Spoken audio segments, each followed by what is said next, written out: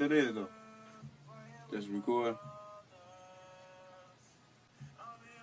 Father, this gonna be a hit song, man. Father, this gonna be a hit song, man. Recording shit. On the 26th of September 2013, at exactly about 6:25 a.m., LA Capone just left the studio and was heading back home. Shortly after, a man pulled up, hitting LA 5 times. The tragic passing away of LA still remains in our memory to this day. That same day, LA Capone decided to visit the studio so he could record a song for his fans. But unfortunately, he never thought that day would be his last day with us. At about 3 p.m. that day, LA got to the studio with one of his close friends called JB Bin Laden.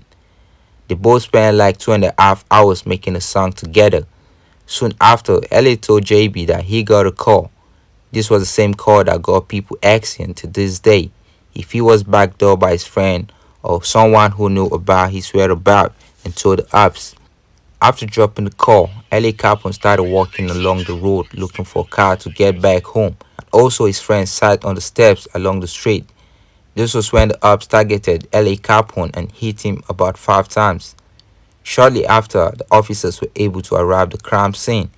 At that time, LA was still breathing and fighting for his life. The officer asked, "Who got you?" and LA responded, "I don't know." He was rushed down to the hospital, but unfortunately, at about 8:33 p.m., the news of LA Capone passing away broke out.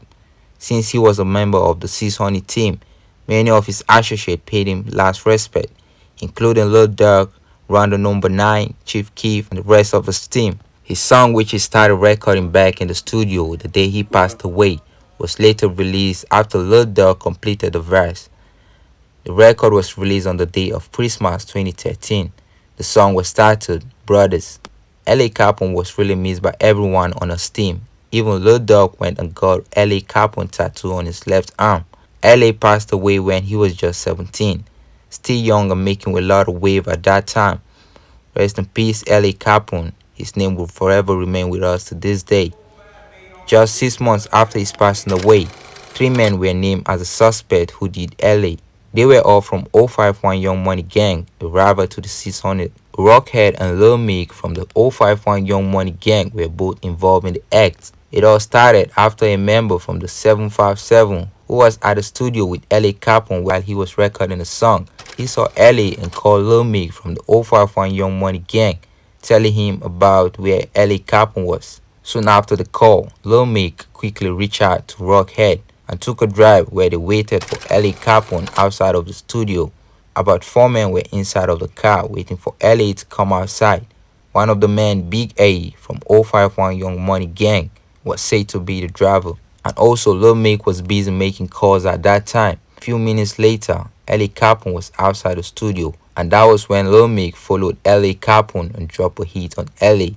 Not only Lil Meek and Rockhead arrested, also the person who told them about the whereabouts of LA Capone was also arrested after Rockhead confessed to the police that Hard Knock was the one who made the call telling them the whereabouts of LA Capone. The passing away of LA was hard to many, to his fans, his family, and his friends. May his soul rest in peace. LA forever. Subscribe to OTF Music TV to get more videos like this. Hit the bell and stay connected.